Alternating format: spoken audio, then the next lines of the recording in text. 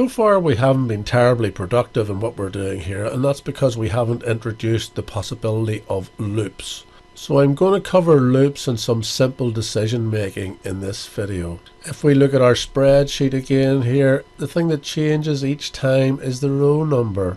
The column information doesn't change from entry to entry, but the row number does, and that's what we need to introduce into a variable. So let's have a look at that 9 lines of code I mentioned at the end of the last video. So here we are. You can see that some things have changed, but really the important part of this program is here. You can see that this starts with for I row equals 2 to 10,016. So the I row is actually a variable. You can't use row as a variable in Excel because row is actually a part of a command. So the row variable is not actually a string, it's an integer value. In other words, it's a number. But what I would recommend in the future when you're assigning your variables is to prefix them with either I for integer or possibly S for string. The next letter can then be a capital letter, and they're easily identified. You could end up with hundreds, even thousands of variables. And when you try and remember how each one is assigned, it's going to become quite a task. So I row is our variable. It's going to run from 2 to 10,016. And the block that's highlighted here, this is going to be repeated. You can see the last command here is next I row. So it's going to run through this loop until the I row counter reaches 10,016. And all the instructions between the for and the next are going to be repeated. So what I've highlighted now is also a block, and it's called a block if. The decision making is so similar to what you would do in Rootsmagic when you're doing any fact date, date is empty, and place equals blah blah blah. There's different ways to use the if command, and I'm going to cover 2 of them here. And this first one is a block if. So everything between the beginning of the block if, where it says if cells, and the end of the block if, where it says end if, is going to be repeated if the condition in the first line is met. So we can see the condition is if cells brackets I row comma 5 is not equal to cells I row minus 1 comma 5, then. So that decision is basically saying if the civil parish on the current row is different to the civil parish on the previous row, then we want to write this new information to the Gedcom file. Now that's simple logic because I've already sorted this spreadsheet by the civil parish. So if this is new information, here's what we're going to do. We're going to print to our file the prefix, which is the 0_PLAC space. We're going to add to the end of that the information from cells I row comma 5, which is the parish. We're going to add to the end of that the word parish. Then we're going to add the information from cells I row comma 6, which in my case is the poor law union. Then we're going to add a comma after that. Then we're going to follow that by the information in cells I row comma 3, which is the county. Follow that with comma space Ireland. Now here's an if within an if. This if is all on one line, as you can see. If cells I row comma 9 is not equal to null, in other words it's not empty, then print #1 space note space OS map reference space and the contents of cells I row comma 9. So basically what that's doing is it's looking in cells I row comma 9. Some of them have Ordnance Survey map references, some of them do not. If there is any information there, it's going to print it to the note field. The next thing we see is the end of our block if, followed by our next I row command to continue the loop until it reaches 10,016. So in other words, we're back up to here. When I row starts on 2, this time round it's going to be 3, the following time 4, all the way up to 10,016. Don't forget our important header row for the Gedcom, followed by our important trailer row. So they are outside of the for next loop, and the reason's simple. We don't want to print those out to our file 10,015 times. So let's run this, and here's the file that we've created.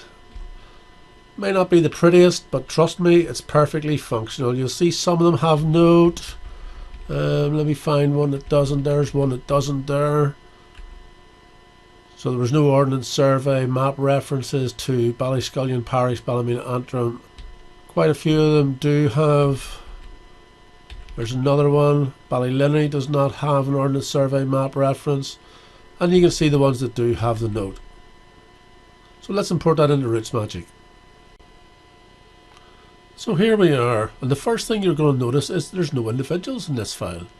However, if we go to place list, here's all the information that we wrote out to that file we've seen in the text editor just previously. You can see some of them have the Ordnance Survey map reference.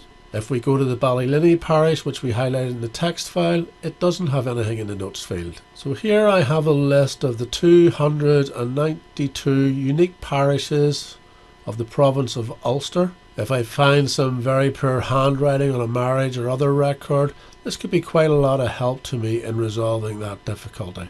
I can also import that into my main Rootsmagic database and have it there within that database for reference. Now there's a lot more information in this spreadsheet that I would dearly love to get into Rootsmagic. After all, there's 10,015 townlands here, all with their associated parishes, poor law unions, counties, etc. Not to mention the Ordnance Survey map reference information. Now it's important to remember what Rootsmagic does and does not preserve through the output to Gedcom. It does preserve the place field. It does preserve the place field geocoding. It does preserve the place note. It does preserve the place media, including properties where they exist. And it does include the place web tag and the web tag name. Now that's all in the case where the place is geocoded. What Rootsmagic does not preserve is firstly the standardized place name and secondly the abbreviated place name. The Rootsmagic development team must have had their reasons for not preserving those unless it was an oversight, and they would be best to answer those questions. I'm not sure why they weren't preserved. More importantly, place details and the geocoding of place details is not preserved. The place details notes are not preserved, and obviously the place details media are not preserved. And that's whether those place details are geocoded or not. Unfortunately, the only way to preserve place details is to have them actually attached to a person and an event. So I'm going to go at this in a slightly different direction. Here we are back in our Visual Basic environment. A few things to notice here. The first being that I'm actually going to create an individual this time called dummy person. We're still going to run our loop through the 10,015 entries. But this time we're going to do something slightly different in the code. And I'll explain that. So we touched on events before and the standard Gedcom tags like BIRT for birth, BURI for burial, BAPM for baptism, but there's also the custom facts within RM. Custom event starts in this way: 1 space EVEN, and the second line 2 space TYPE space and the event name. So what we're doing here on these two lines is we're creating a custom event called parish. Now we don't need a date for this event, so we're going to write out the place information, which is 2 space PLAC space. And then we're going to write the information which is in cells I row comma 5, which is the parish. We're going to append that with the word parish, comma. Then we're going to append that with the information in cells I row comma 3, which is the county. We're going to append that with comma Ireland. So we're not using the poor law union this time, we're just outputting parish, county and Ireland.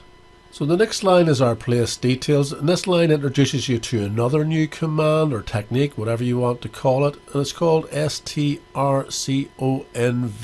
So we've referenced our townland information, which we know is in column 1.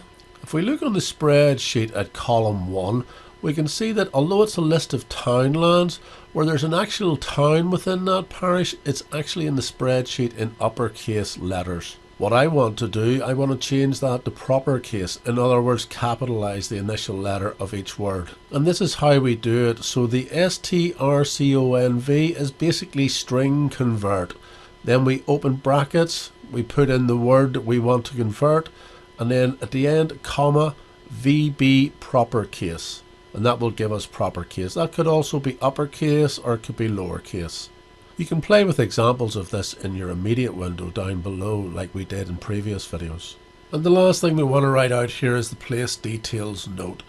So 3 space NOTE space OS map reference space, then we're going to append the information which is in cells I row comma 9, and then we're going to add a further piece of information which is inverted commas hyphen per law union equals inverted commas, and we're going to append the information which is in cells I row comma 3. The Ordnance Survey map reference information which is in column 9 always pertain to the actual townland rather than the parish or the poor law union, so this is actually where it belongs. So we're going to run this code, runs in a flash.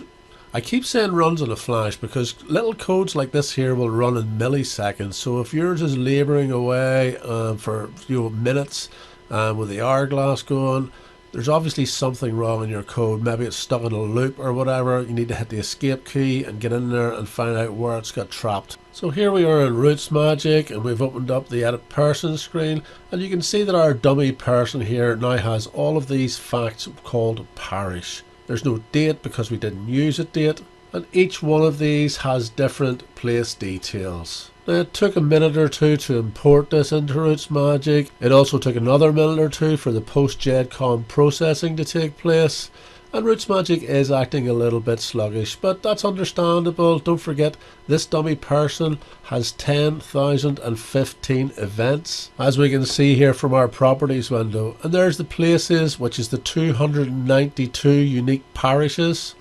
The balance are all place details within those parishes. So let's quickly jump into our place list. We can see to the left all of the parishes. To the right we have the different place details that are within those parishes, which are actually the townlands. And if we jump into place details quickly and go down through our list, we can see to the right in the notes section we have the Ordnance Survey map reference coming from the column 9, and we also have the Poor Law Union, which was coming I think from column 6. If I now import this single dummy person into my main database and then deleted them, all of those places and place details would remain, obviously providing I don't export and import again by Gedcom. Programming in Visual Basic is a vast subject and we've only scratched the surface, but we've certainly covered enough of the basic sort of syntax and commands to get you started converting your valuable spreadsheet information over to a Gedcom file. I might do one more video just to demonstrate family links, but for now I think I'll leave things as they are and we'll see how interest develops. If you would like to receive email notifications of follow-on videos becoming available, please feel free to subscribe using the subscribe button on YouTube. Vote the video up or down using the thumbs up or thumbs down icons, or leave your comments for myself or others possibly to answer and help you.